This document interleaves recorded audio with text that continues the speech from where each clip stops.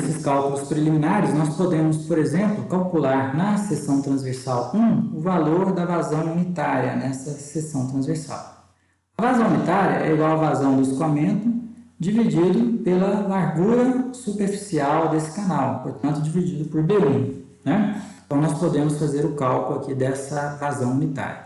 O Q, 0,5, o B, 2 metros, a gente já poderia colocar o valor numérico aqui. Mas eu não vou colocar, vou manter essas equações de forma literal, para que a gente possa levar isso para o Excel. E lá no Excel a gente tem mais facilidade depois de treinar outros cenários, outras situações, como por exemplo, se mudar a vazão, o que acontece? Tá? Então, uma vez que a gente consegue montar o problema no Excel, a gente faz simulações para cenários diversos, mudando a vazão, mudando as larguras, etc. Tá? Então, por isso que eu não vou resolver especificamente com esses dados aqui, senão a gente já poderia calcular o valor do Qzinho 1 da vazão unitária na seção 1. Tá? Então, apenas vou deixar anotadas as formas para que depois a gente possa levá-las lá para o Excel. Outra equação importante que a gente pode calcular aqui seria a energia específica na seção 1, a energia específica do escoamento na seção 1. E ela é igual ao valor de H1, uma profundidade que nós já conhecemos, né? Ela é já um dado do problema, mais o valor do Qzinho 1, que nós já acabamos de calcular aqui, ó, Qzinho 1 ao quadrado, dividido por 2G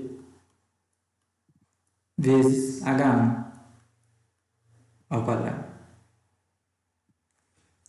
Então, esse valor nos daria a energia específica na seção 1, certo? Lógico que podemos também calcular a velocidade do escoamento, V1, velocidade de escoamento, velocidade média de escoamento na seção 1, que é igual à vazão, certo? Dividido pela área molhada. A área molhada é a largura B1 vezes a profundidade H1 do escoamento, área molhada na seção 1. Então, a gente pode calcular também a velocidade. E, feito isso, podemos também calcular o número de fluid do escoamento na seção 1, o número de fluid do escoamento, que vai nos dizer se o escoamento é supercrítico ou subcrítico na seção transversal 1, que regime esse escoamento está, tá? Então, o cálculo do regime de escoamento entre supercrítico e subcrítico vai depender do cálculo do número de fluid na seção 1. Esse número de fluid na seção 1 é igual a V1 dividido pela raiz quadrada de G, a aceleração da gravidade, vezes a profundidade do escoamento na seção 1. Tudo bem, pessoal?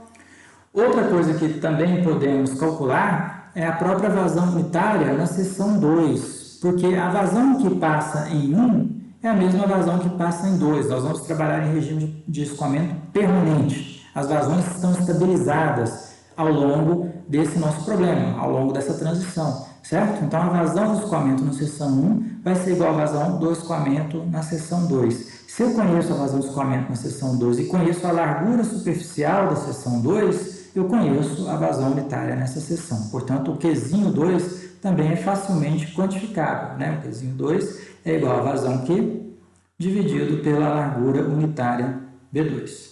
Tudo bem? Então, essas equações vão nos dar aí os cálculos preliminares, o que vamos chamar aí de cálculos preliminares, os cálculos iniciais, para que a gente possa começar a aplicar agora as equações. Na sequência, nós vamos aplicar a equação de Bernoulli entre as duas seções, tá? Então, vamos aplicar aqui Bernoulli.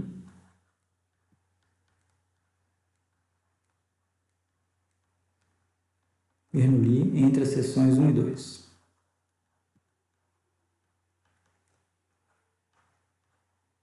Entre as seções 1 e 2, certo? Aplicando, então, a equação de Bernoulli entre as seções 1 e 2, essa equação vai nos dar o seguinte, ó, que a cota de fundo na seção 1 mais a energia específica na seção 1, ela é igual à cota de fundo na seção 2, mais a energia específica na seção 2, mais o que foi perdido entre as duas seções, que nós vamos chamar aqui de ΔH, perda de carga verificada entre as duas seções. Certo? Então, essa equação de Bernoulli escrita, nós vamos isolar a energia específica na seção 2. Então, E2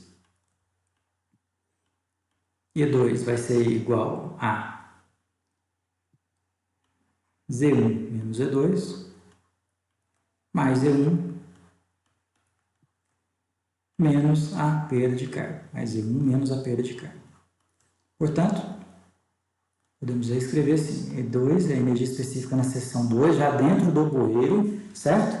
vai ser igual à energia específica na seção 1, menos Z1 menos Z2 é a altura do degrau, né? Menos a altura do degrau, Z1 menos Z2 vai dar menos delta, a altura do degrau, menos a perda de carga verificada nessa transição.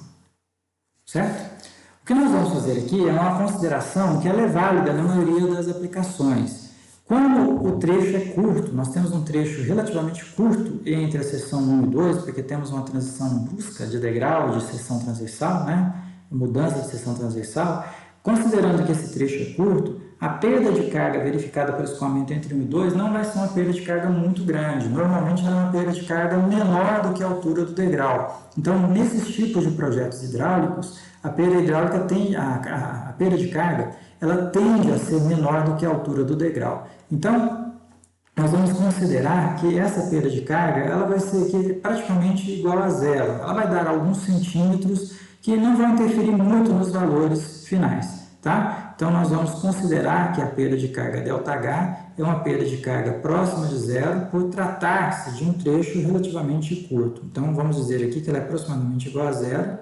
Zero mesmo ela não será, mas ela será da ordem de alguns poucos centímetros, dependendo até de alguns milímetros. Isso acaba não interferindo tanto ali no resultado final, tá? Isso nós vamos considerar por ser um trecho curto. Então, considerando que o trecho de escoamento entre as duas seções é um trecho curto. Trecho curto aí nessa transição.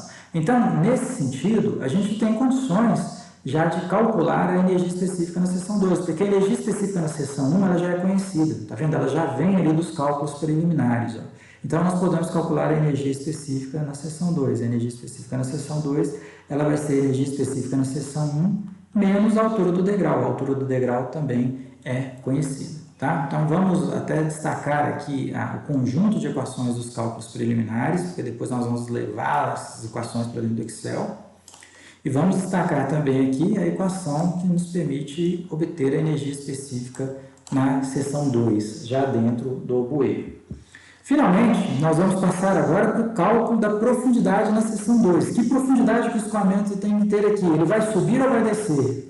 Depende se ele é supercrítico ou subcrítico, né? Nós vimos aqui que com o degrau ascendente, se ele é subcrítico, ele desce. Se ele é supercrítico, ele sobe. Mas eu não sei nesse problema nosso, a priori, se ele é supercrítico ou subcrítico, porque tudo vai depender do número de fluid em 1. Se esse número de fluid em 1 for menor que 1, ele é subcrítico. Se ele for maior que 1, ele é supercrítico, tá? Então, nós não sabemos disso ainda. É fácil de calcular, mas ainda não sabemos. E outro é o agravante. Não temos apenas o degrau. Temos também uma mudança de largura na seção transversal. Então, o problema complicou um pouquinho mais, tá? Bom, então nós precisamos calcular qual é a profundidade na seção 2. Então, vamos fazer aqui um cálculo. Como que nós vamos calcular a profundidade na seção 2? Cálculo de H2. Cálculo da profundidade H2, certo? Uma vez que nós conhecemos a energia específica na seção 2, nós podemos trazer essa informação para fazer o cálculo da profundidade na seção 2. Então, a energia específica nessa seção 2, ela pode ser calculada em função da profundidade da seguinte maneira: ela é a soma da profundidade, da própria definição de energia específica, né? Mais a carga cinética. Considerando aqui a vazão unitária, Qzinho ao quadrado 2, veja que o Qzinho ao quadrado, o Qzinho 2, né, que a vazão unitária na seção 2 também já é um valor obtido lá dos cálculos preliminares, tá? Então, é um valor que conhecemos, dividido por 2G, 2 vezes a aceleração da gravidade, vezes H2 elevado ao quadrado.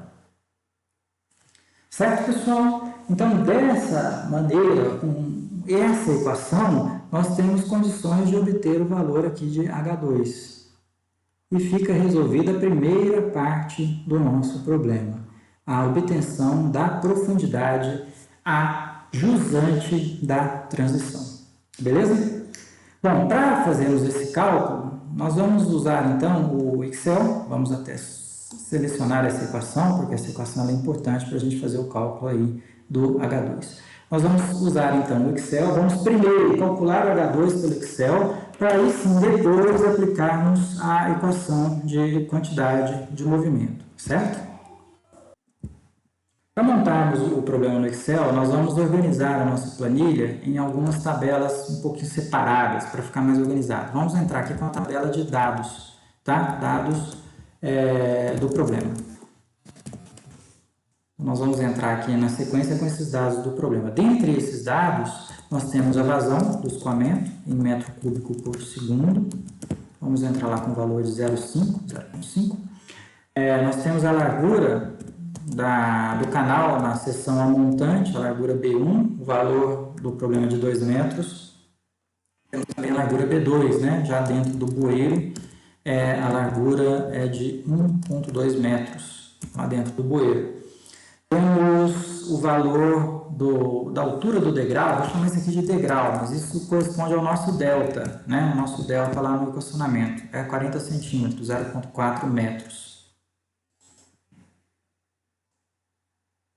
Melhorar aqui um pouquinho. O que mais que temos? Temos a profundidade do escoamento na seção A montante, na seção 1, e como dado do problema, essa profundidade é a profundidade de 1 metro. Seriam esses, então, os nossos dados iniciais, os dados iniciais do problema.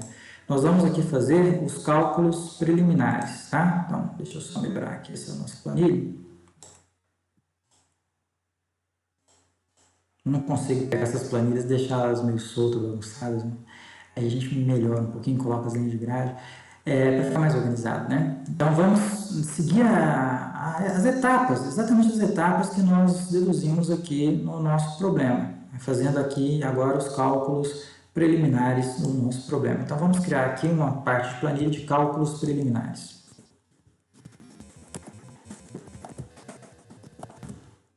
Bom, nesses cálculos preliminares, eu vou deixar tudo, inclusive, com a fonte mais azul, vou mostrar aqui a parte calculada, tá? Nos cálculos preliminares, nós temos o valor da vazão unitária Q1. Vamos lembrar que a vazão unitária é a vazão que escoa por unidade de largura superficial de seção transversal. Portanto, ela é dada em metro cúbico por segundo, que é a vazão, dividida pela largura, por metro. Portanto, metro cúbico por segundo por metro, tá? Então, essa vazão unitária na seção 1, ela é igual à vazão da seção 1, dividido pela largura superficial do degrau na seção 1, 0,25 metros cúbicos por segundo por metro. Tá? Vamos colocar aqui também já o Q2, o Qzinho 2, né? A vazão unitária na seção 2, metro cúbico por segundo por metro. Ela é igual à própria vazão, 0,5, dividido pela largura superficial da seção 2, 0,417 metros cúbicos por segundo por metro, de acordo com esses dados do nosso problema. Vamos calcular a velocidade média do escoamento na seção 1, né? Podemos calcular até a área, inicialmente, a área molhada, né? Seria a área molhada, eu vou colocar o M para a gente lembrar que isso é a área molhada da seção, né? A área efetivamente ocupada pela água da seção 1. Então, ela é a largura da seção 1 vezes a profundidade do escoamento na seção 1. Então, a área molhada de 2 metros quadrados. Aí sim, vamos calcular a velocidade média do escoamento na seção 1, em metros por segundo. É igual a vazão dividido pela área molhada. 0,25 metros por segundo é o valor da nossa vazão, da nossa velocidade média em seção transversal. Aí sim, podemos calcular a energia específica na seção 1. Energia específica na seção 1 dada em metros. Ela é igual à profundidade na seção 1, mais a carga cinética na seção 1, mais o V1 ao quadrado, dividido por 2 de 9,81. Aqui eu fiz o cálculo baseado na velocidade média, mas vocês podem fazer o cálculo baseado no Q1, conforme nós deduzimos aqui, tá? Então, o cálculo da energia específica está baseado no Q1, em vez de ser na velocidade média. Lógico que os resultados têm que dar a mesma coisa, certo? E, por fim, nós vamos calcular o número de Froude nessa seção transversal 1, para ver se esse escoamento ocorre em regime subcrítico ou supercrítico, tá? Esse número de Froude é um adimensional, portanto eu não coloquei ali a unidade dele. Então o número de Froude é a relação entre a velocidade média do escoamento e a celeridade da onda. A celeridade da onda gravitacional superficial é a raiz de GH, 9,81, vezes o valor de H1. Então esse é o número de Froude. Eu pergunto para vocês, esse número de Froude, ele nos dá um escoamento supercrítico ou subcrítico, pessoal? Ele é menor do que 1. Então, vamos colocar aqui um C para nos avisar que ele é ele. Se esse valor aqui, certo? Se ele é menor do que 1, nós temos um escoamento subcrítico. Se não, ele é um escoamento supercrítico. Não estou nem considerando ele igual a 1, porque conforme nós falamos, o número de Froude igual a 1 vai ocorrer numa situação tão específica, que é a situação de escoamento crítico, tá? Que não vai ser verificada nem na seção 1 e nem na seção 2. Então, nós temos um escoamento subcrítico, um número de Froude menor do que 1, tudo bem? Então, esses são os cálculos preliminares, vou colocar aqui tudo de azul, melhorar um pouquinho aqui a nossa planilha, para que a gente possa seguir aí adiante. Beleza, então fizemos aqui os cálculos preliminares. Na sequência, a gente vem aqui para essa etapa. Nós vamos calcular a energia específica na seção 2. Tá? Então, aplicando a equação de Bernoulli entre 1 e 2, nós vamos calcular aqui a energia específica na seção 2. Então, vamos anotar isso aqui. Ó. Energia específica ajusante da transição. Simplesmente o valor de E2, essa energia específica na seção 2, ela é dada em metros, certo? E de acordo com os nossos cálculos, a energia específica na seção 2, ela é igual à energia específica na seção 1, menos a altura do nosso degrau, menos 40 centímetros. Então, esse é o valor da energia específica na seção 2. Vou deixar isso aqui também destacado em azul, são valores calculados. E agora sim, nós vamos para a parte principal, pelo menos nessa parte que vai nos dar metade do nosso problema, né? Porque o problema ele pede para calcular a força, mas sem calcular a profundidade na seção 2 não tem como a gente calcular a força. Então, nessa primeira parte, a gente vai para a parte principal, que é o cálculo da profundidade H2, certo? Vamos colocar aqui, ó, cálculo maiúsculo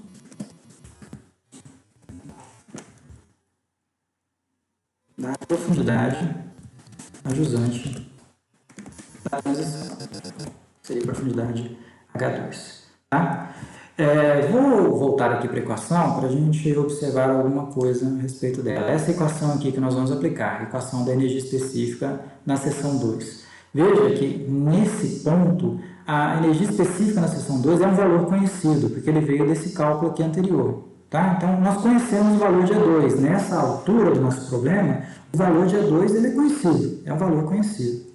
E nós precisamos extrair dessa equação o valor de H2, certo?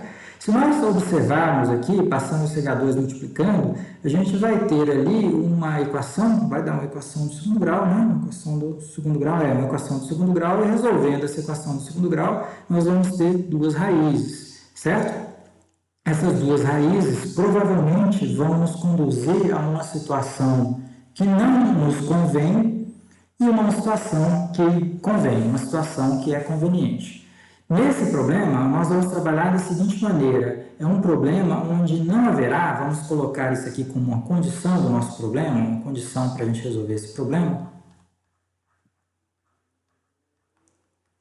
é uma condição onde não há mudança de regime, certo? Então, sem mudança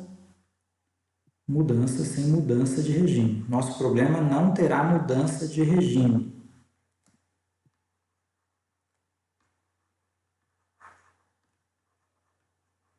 Significa que, se o nosso escoamento na seção 1 ele é subcrítico, ele seguirá subcrítico na seção 2. Mas se ele for supercrítico em 1, ele seguirá supercrítico em 2. certo? Como nós já fizemos o cálculo com os dados que nos foram fornecidos, esses dados aqui que nos foram fornecidos, nós já fizemos o cálculo aqui na planilha do Excel, a gente sabe que o escoamento ele é subcrítico, então ele continuará subcrítico. Então nós teremos que buscar uma raiz dessa equação que vai nos conduzir a um escoamento subcrítico, que siga subcrítico, porque é possível que a outra raiz nos leve a um escoamento supercrítico. Tá? Então, nós estamos em busca daquela raiz da equação que vai nos levar à manutenção do escoamento subcrítico. É desejável essas manutenções de regime, porque nós temos escoamentos menos bruscos, com mudanças menos bruscas, e que, nesse caso, acabam exercendo tensões cisalhantes sobre o concreto do bueiro, né, sobre o concreto ali da transição, menores. Então, nós temos um escoamento que tem características menos erosivas, que vai levar a menos problemas naquela obra de transição. Por isso que a gente não quer essa alteração de regime, que o escoamento seja sub e que continue sub no projeto do nosso bueiro, certo? Então, o nosso bueiro ele é projetado para que o escoamento continue subcrítico. Então, nós estamos à busca de uma raiz específica dessa equação, a raiz que vai nos levar ao regime subcrítico. Então, resolvendo a equação do segundo grau, se a gente estivesse lá na sala de aula, a gente jogaria isso no quadro, resolveria a equação do segundo grau. Mas temos aqui uma vantagem, podemos usar o Excel. Então, não vamos resolver a equação do segundo grau coisa nenhuma. Vamos resolver essa equação usando o atingir meta. Lógico que vai dar o mesmo resultado, tá? Então, nós vamos buscar o método iterativo do Excel, que é o atingir meta, para nos fornecer qual é o valor conveniente do H2. Tudo bem, pessoal? Vamos montar aqui, então, o nosso equacionamento. Para isso, eu preciso dar um chute inicial para o valor de H2. Então, a gente tem que dar um chute inicial para esse valor de H2, que é o que a gente está buscando. Tá? Então, eu vou dar um chute inicial qualquer. Daqui a pouco a gente chuta aí algum valor. Com o valor de H2, nós vamos calcular a energia específica na seção 2. Então, nós vamos ter aqui uma energia específica 2 calculada. Tudo bem? Energia específica 2 calculada. Essa energia específica 2 ela vai ser em metros, com esse valor de E2, de H2 que nós vamos arbitrar ali. Veja que a energia específica 2 real ela já foi calculada antes, a gente sabe quanto que ela vale. Tá? Então, o que nós vamos fazer? Nós vamos forçar que essa E2 calculada anteriormente aqui, ó, na célula anterior, dividida pela E2 calculada aqui em cima, esse valor ele tem que valer quanto, pessoal? Para nós chegarmos na resposta do problema. Quanto que esse valor aqui tem que valer? E2 calculado, não é S, né? E2 calculado. Quer dizer, o valor calculado aqui, né? Sobre o valor calculado aqui, ele tem que valer quanto? Tem que valer 1. A energia específica em 2 tem que ser a mesma, tem que ser exatamente igual ao valor calculado. Tudo bem? Então, o que nós vamos fazer? Nós vamos chutar aqui algum valor arbitrário qualquer, por exemplo, 0,6 metros. Lógico que a gente tem que ficar meio de olho na ordem de grandeza do nosso problema, isso é importante. Se o escoamento ele tem uma profundidade de 1 metro, você não vai chutar 10, 20 metros aqui no H2, certo?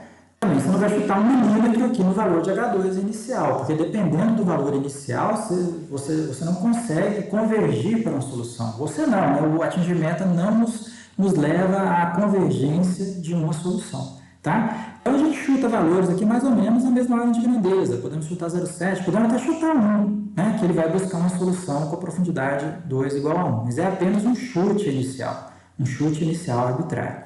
Aí, a gente aplica a equação para calcular o valor de E2, tá? Então, é essa equação que nós vamos aplicar aqui. Então, E2, ele vai ser igual a H2, mais... nós temos ali o Qzinho 2 ao quadrado, dividido por 2G, 2 vezes 9,81, vezes o próprio valor de H2 elevado ao quadrado, certo? Então, essa é a equação da energia específica. Opa, deu 0,62. É a solução 0,6 então, pessoal? O valor calculado deu 0,62, ele tinha que dar 0,603. Ficou perto, mas ainda não é, tá? Então, vamos fazer isso. Vamos pegar o valor calculado, o valor estimado inicialmente, e dividir para o valor real, o valor que tem que ser mesmo, 1,03. O valor tem que dar 1. Chegamos perto, mas 0,6 ainda não é aquela profundidade exata para fazermos a nossa sequência dos nossos cálculos. Tá? Então, como que nós vamos fazer aqui? Nós vamos aplicar o atingir meta de forma a forçar que essa célula convirja para o valor 1. Tudo bem? Vamos lá então. Dados. Teste de hipóteses. Atingir meta. Tem aqui a janelinha. Então, definir célula. É a célula e 7 mesmo. Que meta ela tem que atingir? Ela tem que valer 1. Alternando célula, o que eu quero calcular? A profundidade. Certo? Então, está montado aí o atingir meta. Vamos clicar em OK.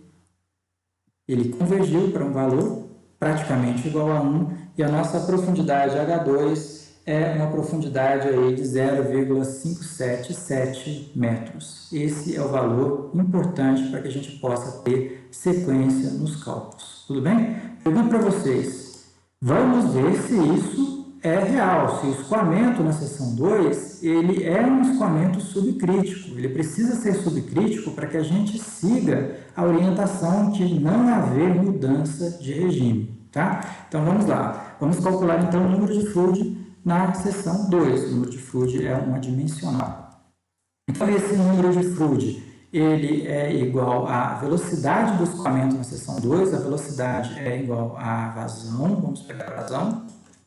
Dividido pela área molhada. A área molhada é igual à largura, na seção 2, vezes a profundidade do escoamento na seção 2. Isso aqui é a velocidade média do escoamento, dividido pela celeridade da onda superficial gravitacional, raiz de 9,81 vezes a profundidade. 0,3 é subcrítico ou supercrítico, pessoal? Deu menor que 1, é um escoamento subcrítico. Portanto, a gente está buscando a raiz certa. Né? O 0,57 ele será para nós aí a raiz, solução do nosso problema. Tá? Então, vamos só colocar aquele se ali. Ó. Se esse valor for menor que 1, o escoamento ele é subcrítico. Se não, supercrítico. Aí a confirmação que temos realmente um regime de escoamento subcrítico. Portanto, a nossa profundidade é 0,57. Tá? Então, tudo isso, vou salvar aqui, isso aqui vai muito do... Unidade 4, depois eu salvo isso aqui. Isso aqui vai muito do valor inicial que a gente chuta, né? Do valor inicial que a gente coloca para inicializar o nosso problema. Por exemplo, vamos imaginar que a gente chute um valor de H2 igual a 2 metros. Certo? Então, veja que ao chutar 2 metros, a relação entre E2 calculada e E2 ficou longe de 1, ficou uma relação muito distante de 1. Né? Vamos aplicar o atingir meta, então. Dados, teste de hipótese, atingir meta. A célula, definir célula, é essa célula aqui, que tem que ter o valor igual a 1, alterando a célula 2. Vamos ver se esse chute inicial nos leva à solução do nosso problema. Levou, tá? Então, mesmo chutando uma profundidade bem distante, né, do que a gente tinha, inclusive essa profundidade H2 é o dobro da profundidade H1, né? Ela ainda assim convergiu para a solução do nosso problema, né? Então, 0,577 é o valor da profundidade em 2, mantendo o escoamento em regime subcrítico já dentro do nosso bueiro. Tudo bem, pessoal? Bom, nós vamos, na sequência, fazer o cálculo da aplicação da equação de quantidade de movimento e nessa aplicação da equação de quantidade de movimento nós vamos utilizar as informações que foram calculadas aqui.